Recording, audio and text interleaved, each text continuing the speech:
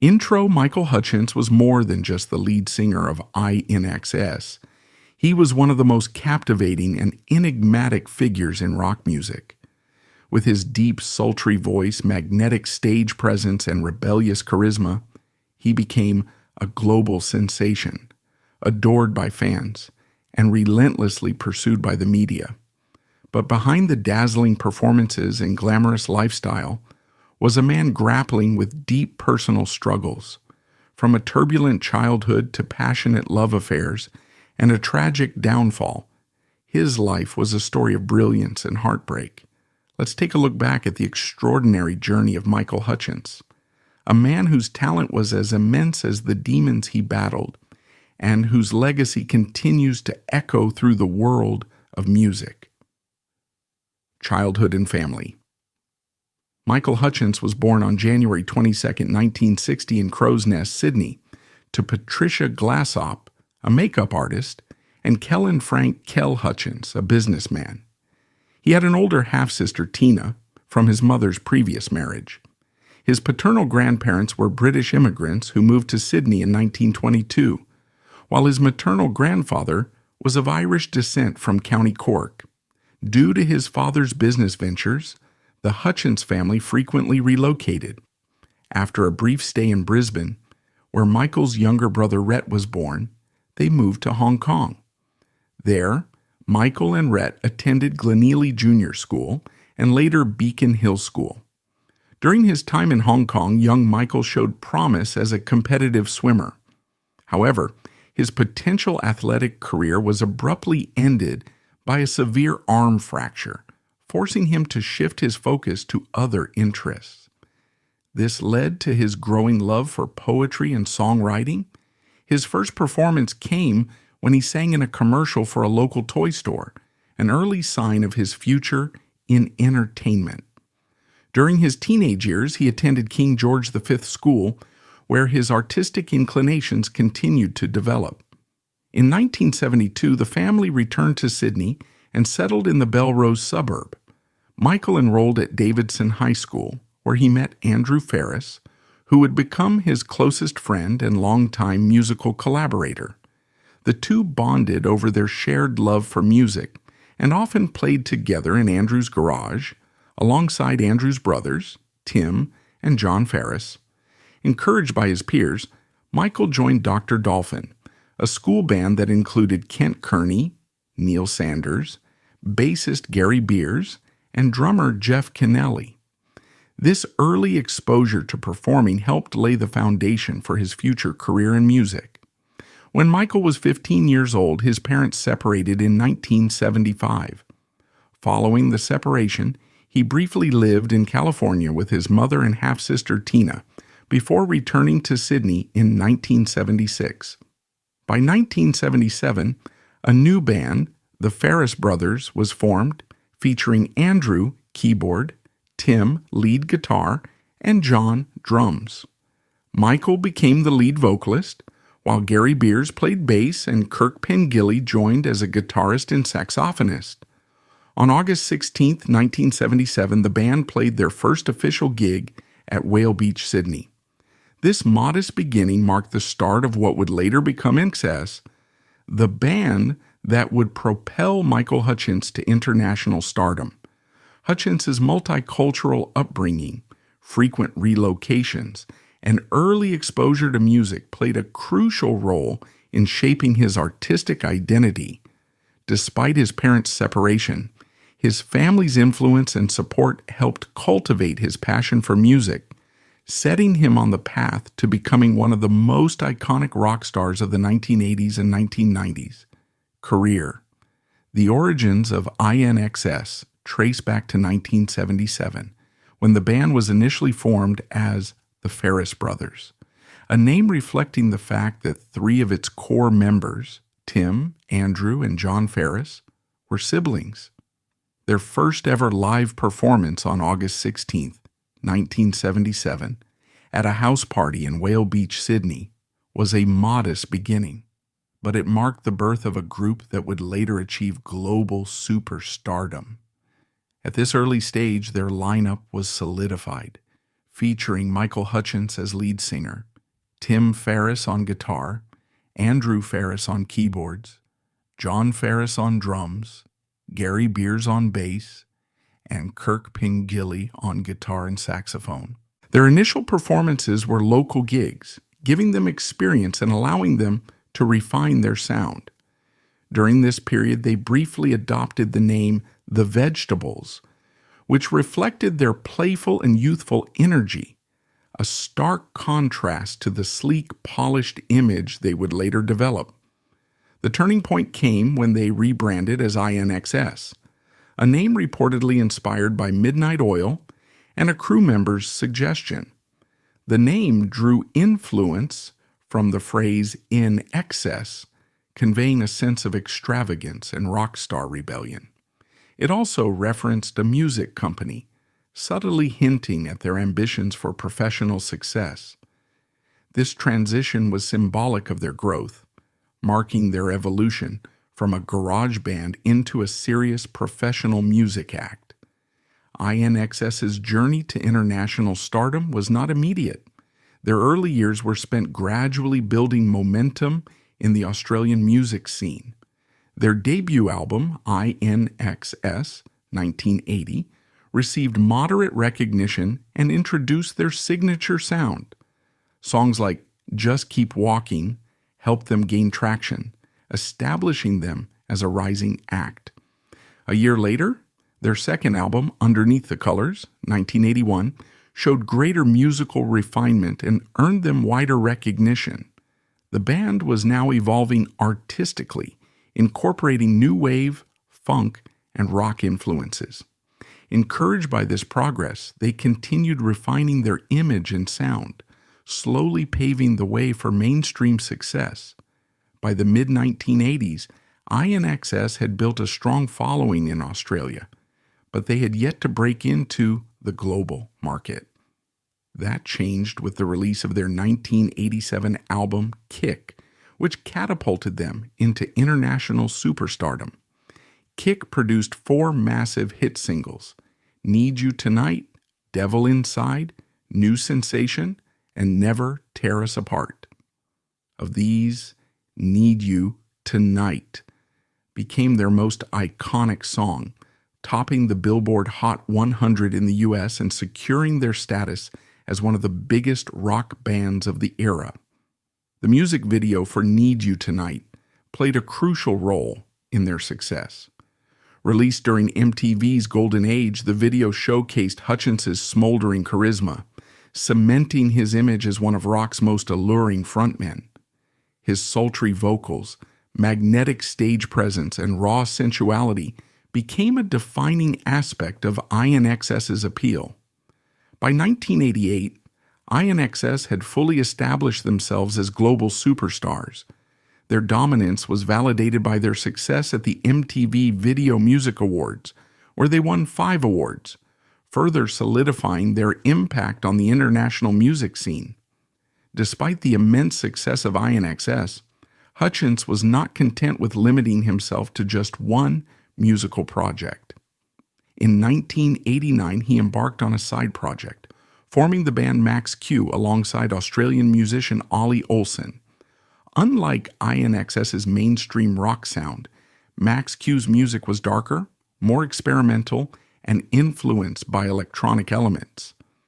Though the project only lasted for 1 album, it was critically acclaimed, with many praising Hutchence for pushing his artistic boundaries and stepping outside his usual style. This was a testament to his versatility, showing that he was not just a rock frontman, but a true creative force willing to explore different musical landscapes. Beyond music, Hutchence also explored acting, further expanding his artistic reach. His most notable role was in the 1986 Australian cult film, Dogs in Space, where he played a rebellious musician in Melbourne's punk scene during the late 1970s. His natural screen presence and charisma made a strong impression, proving that he had genuine acting talent. Later, he took on another role in the 1990 sci-fi film Frankenstein Unbound, where he played Romantic-era poet Percy Bysshe Shelley. Although his acting career never overshadowed his music, these roles added another layer to his artistic identity. He also contributed music to several film soundtracks, further demonstrating his deep connection to the creative world. As the 1990s began, Michael Hutchence remained one of the most dynamic and influential figures in rock music, seamlessly blending his status as a rock star with artistic experimentation. His sultry voice, electrifying stage presence, and relentless creative energy ensured that he remained at the forefront of the industry, captivating audiences worldwide. INXS capitalized on their late 1980s momentum with the release of their 1990 album, X, which further cemented their global appeal.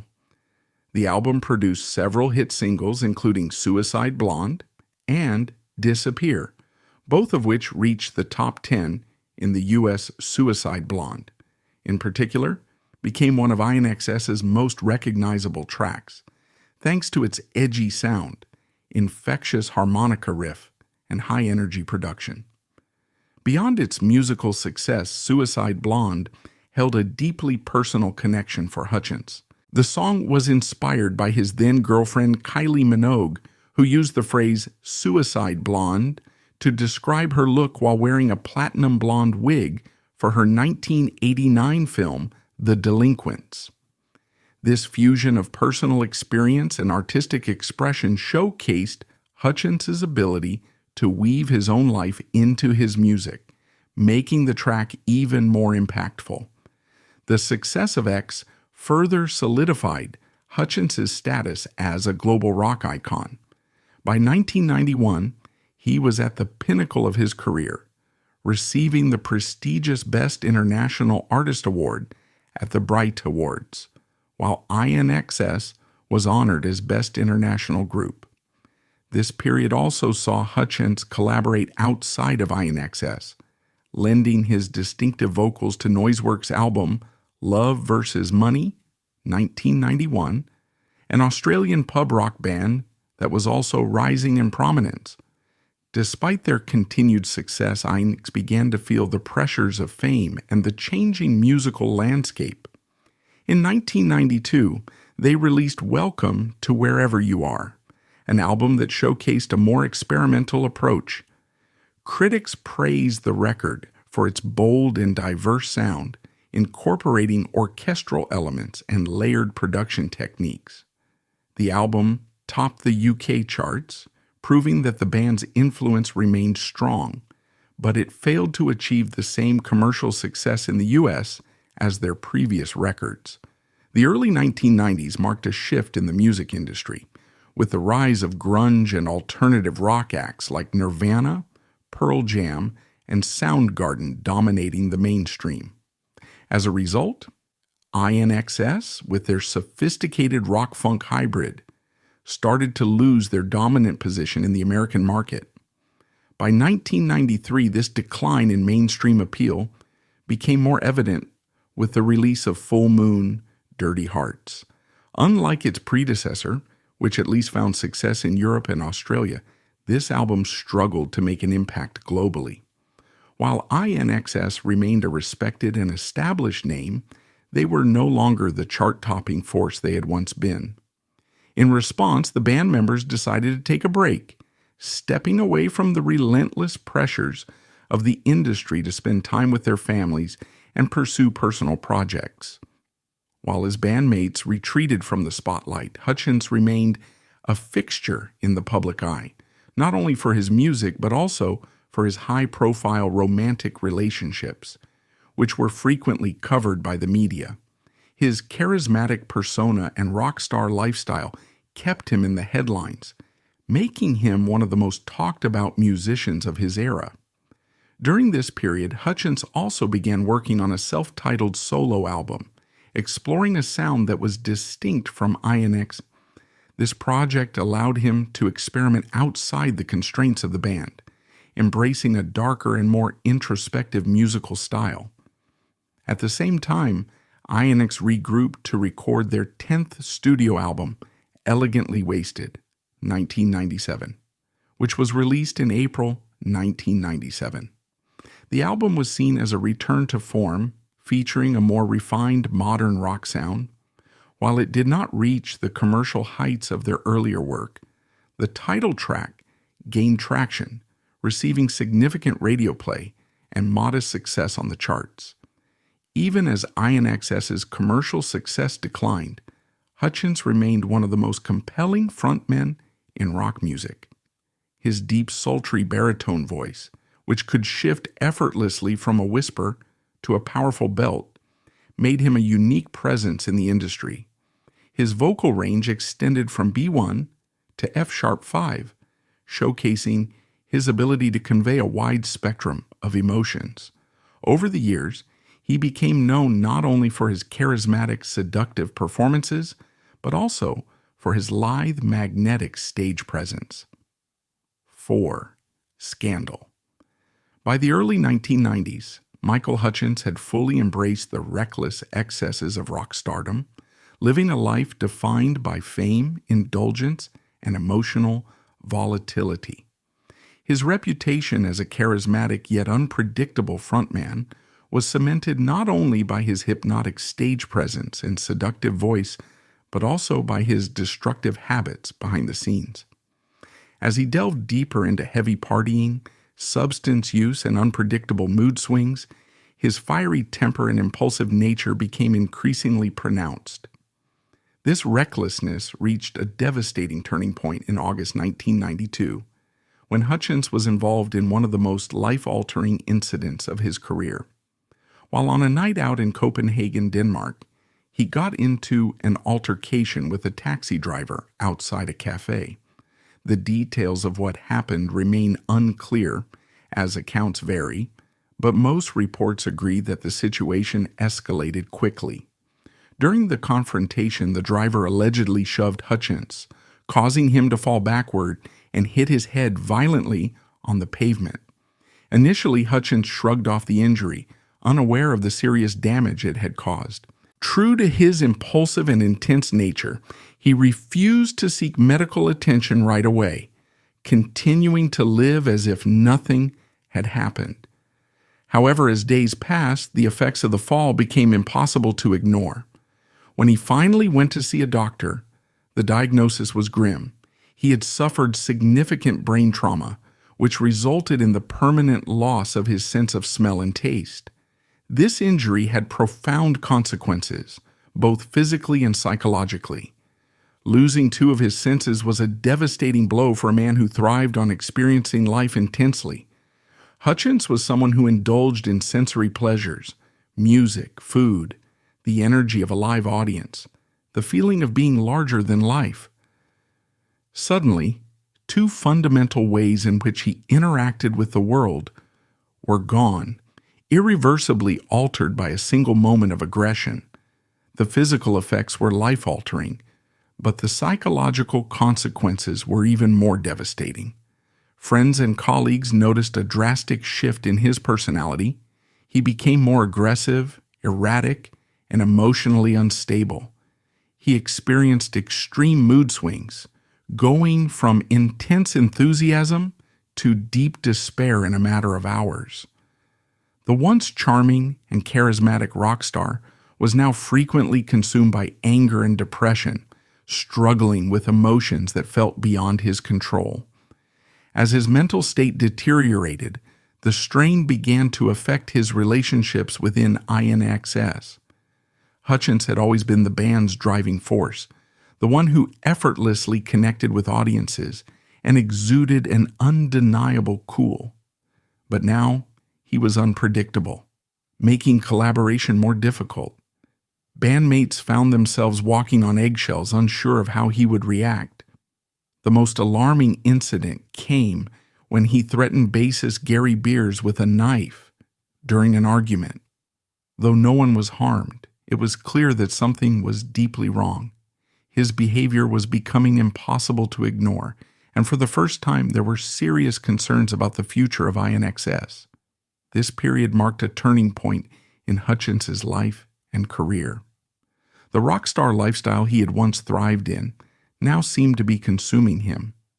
The Copenhagen injury had triggered a downward spiral, one that would see him battling depression, substance abuse, and increasing instability. Though he continued to perform and record music, those closest to him knew he was struggling behind the scenes, fighting a private war with his own mind. The charm, confidence, and energy that had defined him were still there, but now they were mixed with volatility and sadness, a tragic transformation that foreshadowed the final years of his life. Relationships. Michael Hutchence was known for his tumultuous personal life, marked by high-profile relationships and intense media scrutiny. His romantic entanglements not only captivated the public, but also significantly influenced his music and personal trajectory. In the mid-1980s, Michael Hutchence found himself drawn to Kylie Minogue, the rising star of Australian pop music. Their relationship, which lasted from 1989 to 1991, became one of the most iconic celebrity romances of its era, blending passionate attraction, artistic inspiration, and contrasting personalities. At the time, Minogue was transitioning from her girl-next-door image to a more mature, independent artist. She had first gained fame through her role in the Australian soap opera Neighbours, and quickly rose to global stardom as a pop singer with hits like I Should Be So Lucky and The Locomotion.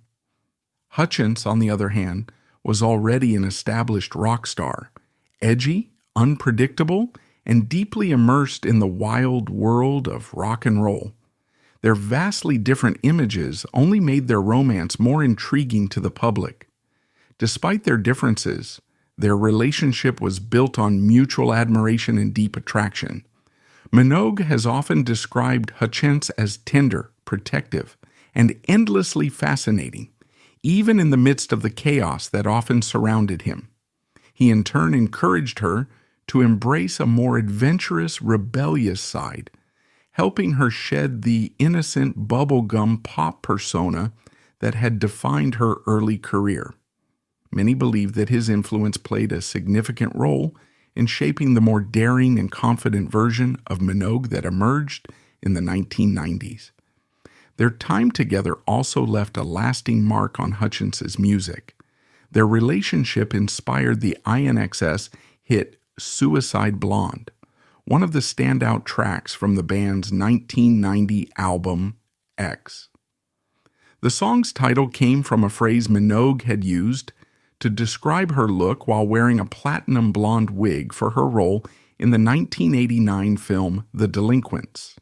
The track's gritty, bluesy harmonica riffs and pulsating energy perfectly captured the mix of seduction, danger, and excitement that seemed to define their relationship. Although they eventually parted ways in 1991, Hutchence and Minogue remained close.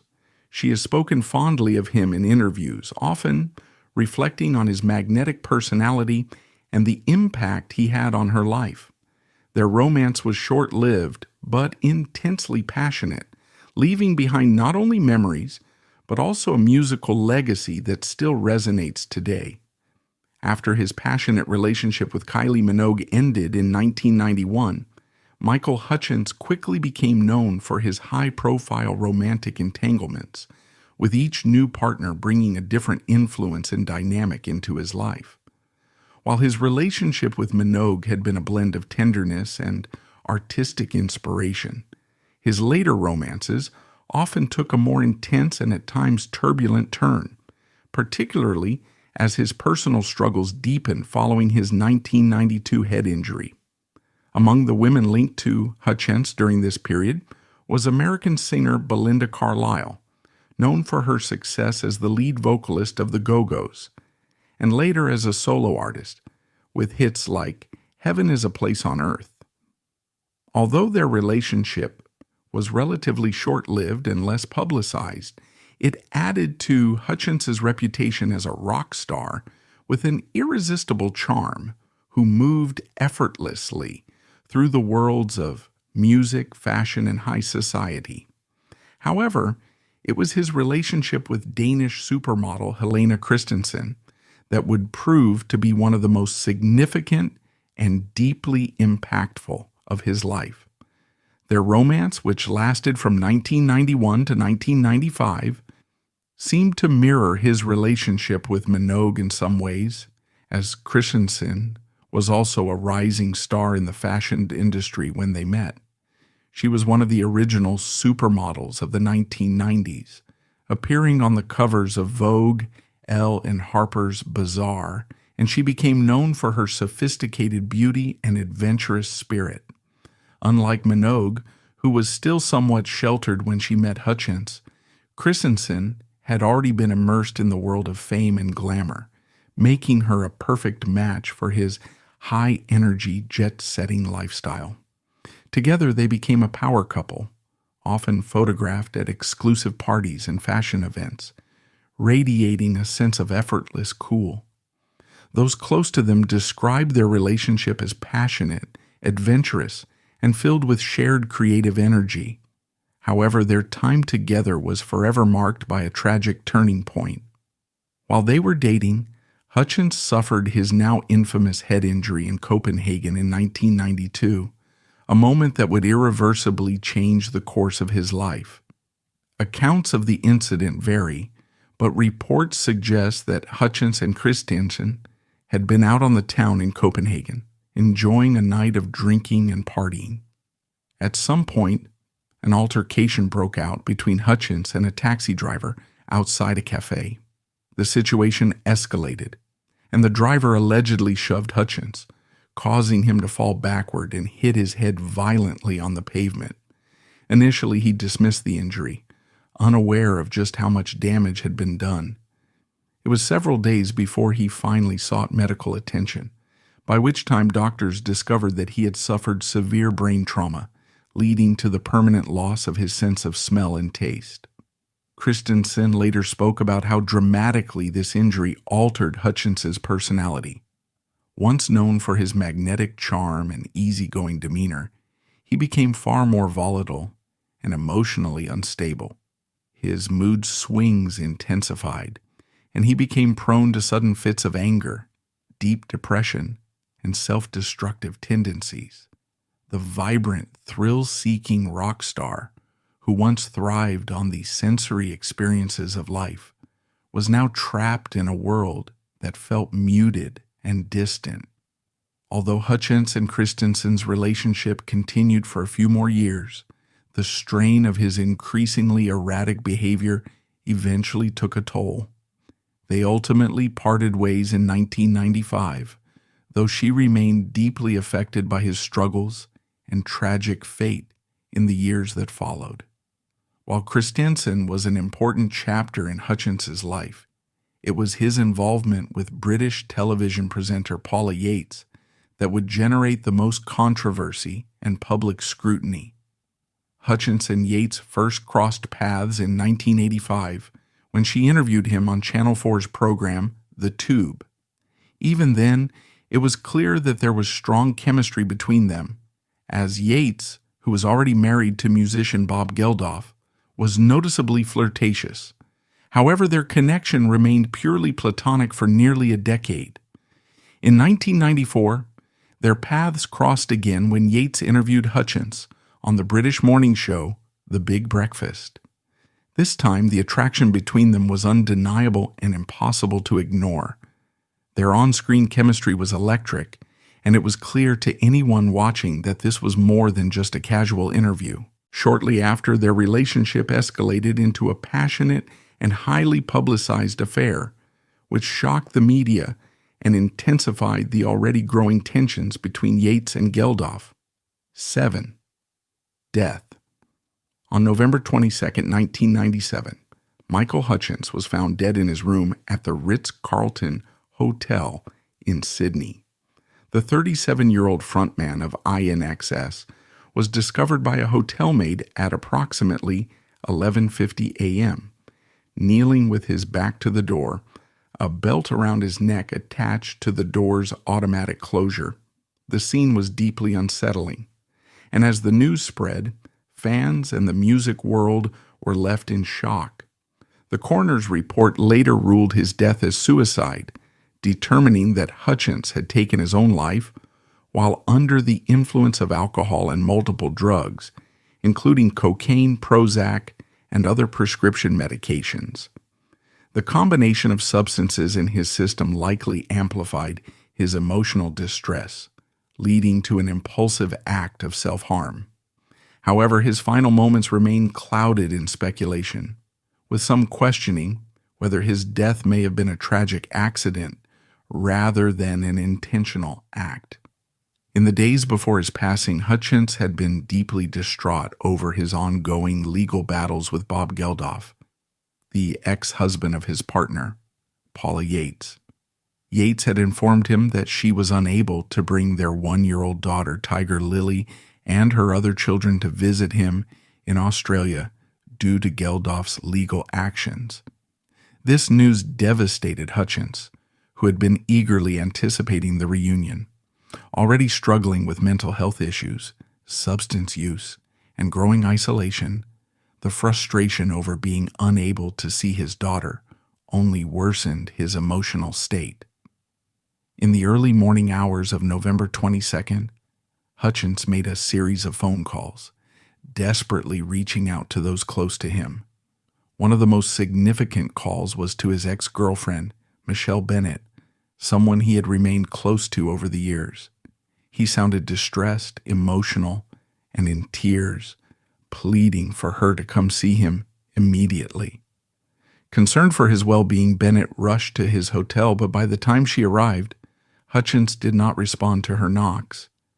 Unable to reach him, she eventually left, unaware of the tragedy that had already unfolded behind that closed door. Although his death was officially ruled as suicide, rumors and speculation soon followed. Some reports suggested that Hutchence's death may have been accidental, linked to autoerotic asphyxiation, a dangerous practice involving self-strangulation to enhance pleasure. Paula Yates has strongly contested the suicide ruling, insisting that Hutchence would never have taken his own life, and that the circumstances pointed to an accident. However, the toxicology report, his emotional distress, and the desperate phone calls he made that morning all painted a different picture, a man in turmoil, struggling with deep despair in his final hours. Hutchence's funeral took place on November the 27th, 1997, at St. Andrew's Cathedral in Sydney, where his family, close friends, and fellow musicians gathered to say their final goodbyes. His INXS bandmates carried his casket, and he was later cremated, with his ashes divided among his family and Paula Yates. The grief and shock of his passing reverberated across the world, marking the tragic end of one of rock's most magnetic frontmen.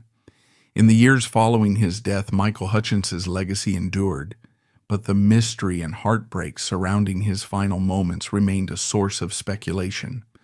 Whether a desperate act of despair or a tragic accident, his passing marked the end of an era for INXS and left an irreplaceable void in the music world. His voice, his presence, and his music continue to resonate, but the unanswered questions surrounding his final hours still linger, casting a shadow over one of rock's most enigmatic figures.